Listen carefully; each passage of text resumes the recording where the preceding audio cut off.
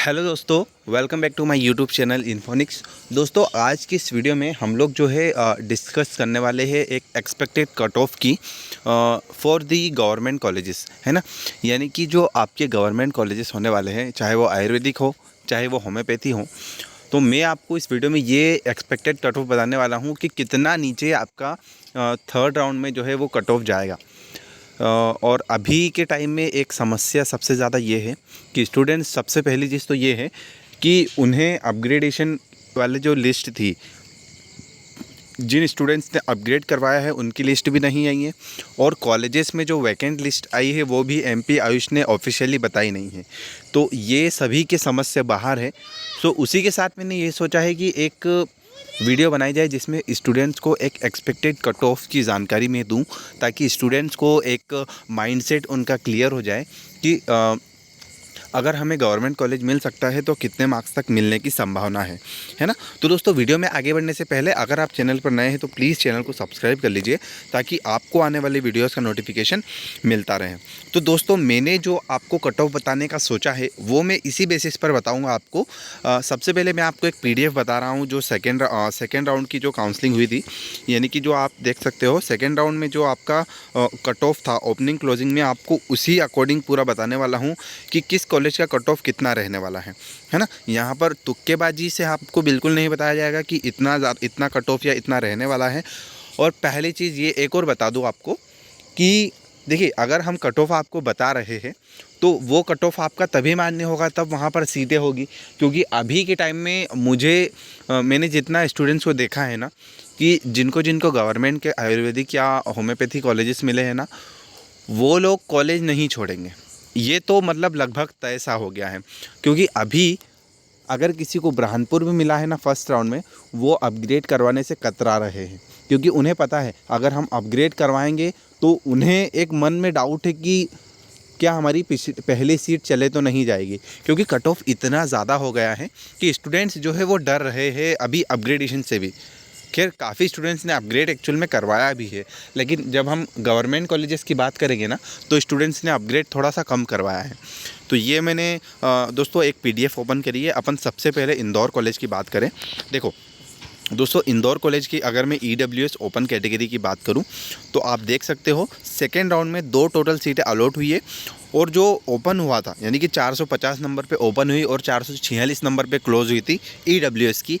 तो अगर मैं इंदौर कॉलेज की बात करूंगा EWS के लिए थर्ड राउंड में, तो मैक्स टू मैक्स जो मार्क्स कम होंगे, अगर कम होंगे मार्क्स, तो मैक्स टू मैक्स 440 नंबर तक ये नीचे आएगा। बहुत ज़्यादा नीचे जाएगा नहीं, 440 तक जा सकता है और 438 तक जा सकता है। ये अपन एक्सपेक्ट कर रहे हैं, है ना।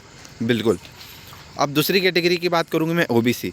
अब OBC के जो बच्चे हैं, इनकी अगर अपन बात करेंगे दोस्तों, तो ये जो यहाँ पर ओपन हुआ है, यानी कि जो 466 466 मार्क्स पर सेकेंड राउंड में ओपन हुआ था और 450 मार्क्स पर क्लोज हुआ है। मतलब 3 सीट टोटल अलॉट हुई है। मतलब आप सोच सकते हो सेकेंड राउंड में भी टोटल 3 ही सीट अलॉटेड हुई है। मतलब सिर्फ 3 सीट अलॉटेड हुई है, इसका मतलब कि कहीं ना कहीं कॉलेजेस कम में सीट कम है, इसी वजह से सिर्फ 3 सीट अलॉट हुई है। तो हम ये आशा करेंगे कि कुछ न कुछ सीटें आपकी थर्ड राउंड में भी बचे, क्योंकि अभी तो मॉपअप राउंड भी बचा है। तो हमें एटलीस्ट वहाँ तक इतनी सीटें हो कि स्टूडेंट्स को गवर्नमेंट कॉलेज मिले। तो देखो, सीधी सी बात है, अपन अगर सेकेंड राउंड में मैं थर्ड राउंड में अगर OBC वालों की बात करूँ कि उनको इंदौर कहाँ तक मिलेगा, तो सेकेंड राउंड में अगर 450 नंबर तक मिला है ना OBC वालों को, तो थर्ड राउंड में इनको 445 नंबर तक इंदौर नीचे आ सकता है। उससे नीचे संभावनाएं कम लगती है मुझे, है ना। बिल्कुल। आगे देखते हैं अपन दोस्तों कैटेगरी SC। देखो, SC कैटेगरी में जो ओपन से अगर अपन बात करें तो 402 मार्क्स पर कॉलेज अलॉट हुई थी सेकेंड राउंड में। और अगर यहाँ पर सीट बचती है तो मुझे ये उम्मीद है कि यहाँ पर सीधे 4 से 5 नंबर का डिफरेंस आएगा। 5 नंबर का डिफरेंस भी आ सकता है और 6 नंबर का डिफरेंस भी आ सकता है अगर आया तो, है ना। क्योंकि इतना कट ऑफ, इतना फ्लक्चुएशन आ सकता है। और फ्लक्चुएशन का ऐसा सीन है कि वो बढ़ भी सकता है और कम भी हो सकता है ना। वो टोटल आयुष काउंसलिंग वालों के हाथ में है कि उन्हें किस तरह से काउंसलिंग और किस तरह से कट ऑफ को बढ़ाना या घटाना रहेगा। ठीक है, बिल्कुल। आगे अपन बात करते हैं, ये इंदौर की बात हुई। अब मैं आपको एक कैटेगरी एसटी की और बात रहेगी और यूआर की। दोस्तों एसटी कैटेगरी, काफ़ी स्टूडेंट्स कहते हैं सर एसटी का कट ऑफ काफ़ी कम जाता है, लेकिन इस साल एसटी का भी बहुत ज़्यादा गया। तो एसटी कैटेगरी की अगर मैं बात करूँ इंदौर कॉलेज की, तो इंदौर का भी सेम यही रहेगा। इंदौर में जो एसटी कैटेगरी की जो कट ऑफ रही है वो 282 पर ओपन हुआ और 279 पर क्लोज़ हुआ, है ना। मतलब और 2 स्टूडेंट्स को टोटल कॉलेज अलॉट हुई थी यहाँ पे। तो मतलब ज़्यादा जो डिफरेंस आने वाला है थर्ड राउंड में, अगर एसटी की मैं बात करूँ तो ये मैक्स टू मैक्स अगर 279 पर क्लोज़ हुआ है ना, तो अब इस राउंड में जो क्लोज़अप आएगा वो लगभग जाएगा लगभग 265 या 270 पे। इंदौर की बात कर रहा हूँ एसटी कैटेगरी, अगर सीटें उतनी है तो, अगर सीटें अच्छी खासी अवेलेबल रहेगी ना, तो 265 नंबर तक क्लोज़ होने की संभावना है, 264 265 नंबर तक, है ना। तो एक उम्मीद की किरण है हमारे पास कि कुछ न कुछ संभावनाएं बनेगी, है ना। बिल्कुल। उसके बाद मैं जनरल कैटेगरी की बात कर लूँ।